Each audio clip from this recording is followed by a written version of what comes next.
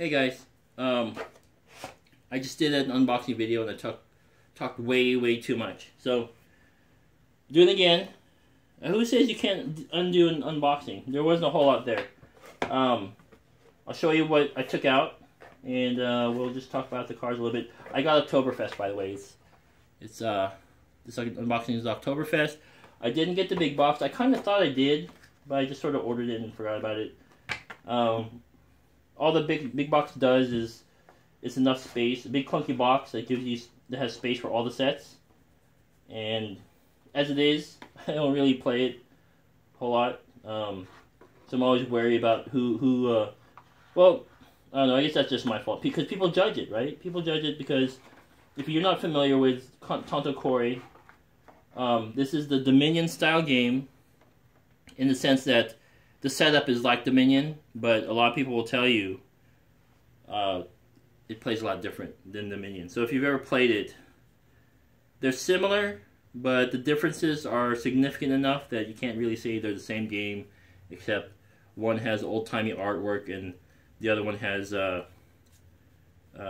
waitress or maids with big boobies on them. So I'll show you some of the cards. But this is Oktoberfest, so the theme, or the mechanic here for this set has to do with beer and getting drunk.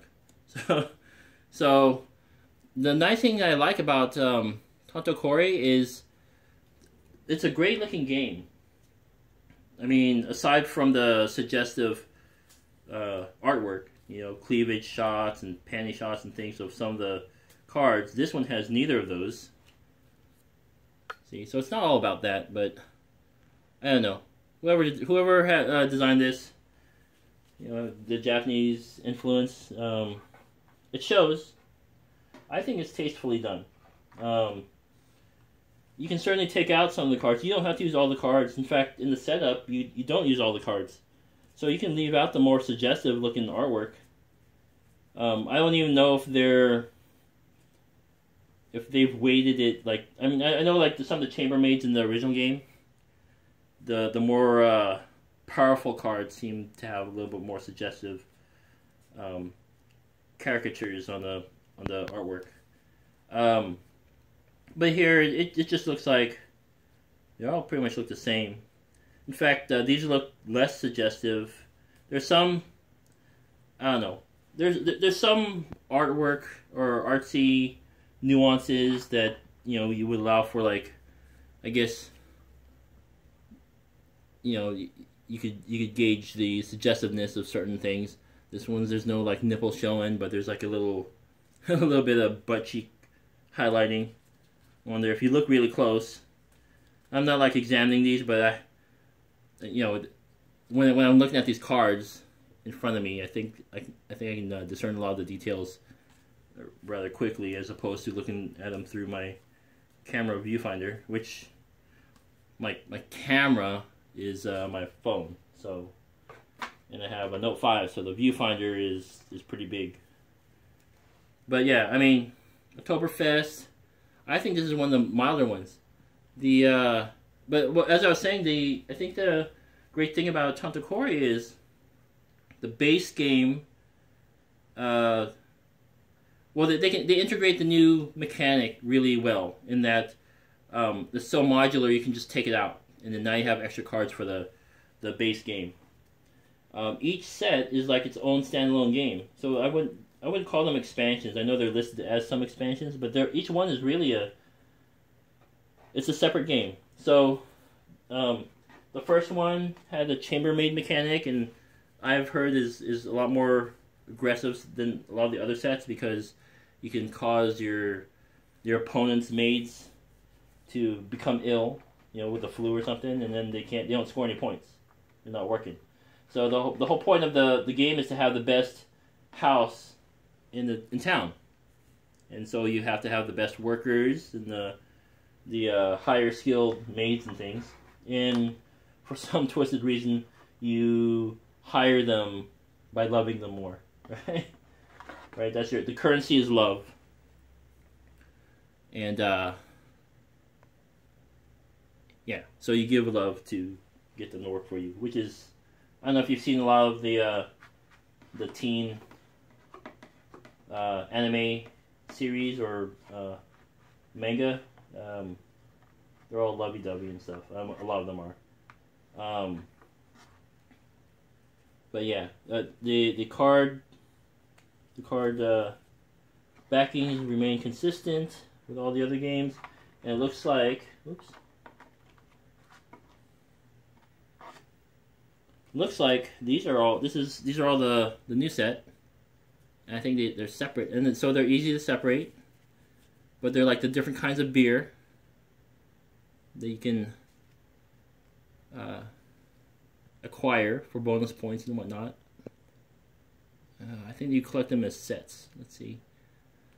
I'm having a hard. I'm not right behind my phone, so I'm trying to focus in on cards, and I can't really tell if they're super sharp. So, anyways, you have maids that you can mix in with the original game. These look like, I'm not sure what these are.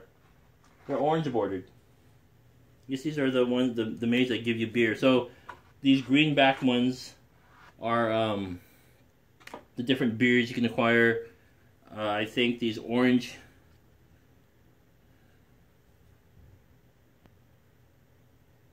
It looks like an event. Oh, it's a building. Derp. Beer Fest. So chambermaids were in the first game, like really skilled ones, black bordered ones, and they were pretty powerful. And then there was Romantic Vacation, which introduced buildings, and then what's the other one? Something to do with memories. Expanding the House was the one that introduced the buildings, and then the other one, Romantic Vacation, had memories, and I don't know, it had like a weird memory mechanic. But I've only really played the first set. So, but yeah, I live in Portland. Well, I live in Beaverton, in the Portland metro area, and beer, coffee, and food carts are big things over here. So, Beer Fest is just, I think even if I don't bring it out but once a year, it'll just fit in with all the beer festivals that are going on during the summertime, and I'll have an excuse to bring it out. If not for just playing a really great deck building game, I'll have a theme for that's fitting. I mean, Oktoberfest, not necessarily summertime, although we have a lot of beer festivals throughout the year. The majority of them being, or the larger ones being in mid to late summer, as we transition into Oktoberfest. So there you have it. Tanto Cuore. A little less chatter. I went off on tons of tangents like we recorded it before. Really great game. Questionable artwork. I'll be honest with you. When I had the app on my iPad, after a couple plays, the artwork gets in the way. So I guess unless you're like some teenage boy who's like gets all excited about drawings, then I guess that could be distracting. For me, it was easy to ignore. I mean, like I said, they kind of got in the way because the text is so small on the cards, and it seems like kind of like with Magic cards. It seems like with every set, the text gets smaller, and the rules, they stack more and more rules into each card. But it's a good game. So if you haven't had a chance yet, check it out. It's not super expensive. I think it's pretty affordable. It's a complete game in a box, in such a small box, and it supports up to 4 people. I don't know if you can combine sets to have more players, but as it is, I think 4 max is probably as much as you want to do. That'll make it a pretty long game. There's tons of replayability even in just one set. So, and like I said, I may have not said in this video, but if you're gonna play with, like, I would say it's a PG-13 game just for the artwork. So, it's like watching a movie with strong language, right? If you're okay with playing with the kids with it, I mean, if you let them watch anime cartoons. I mean, all those are the ones that they approve for American television are still kind of suggestive.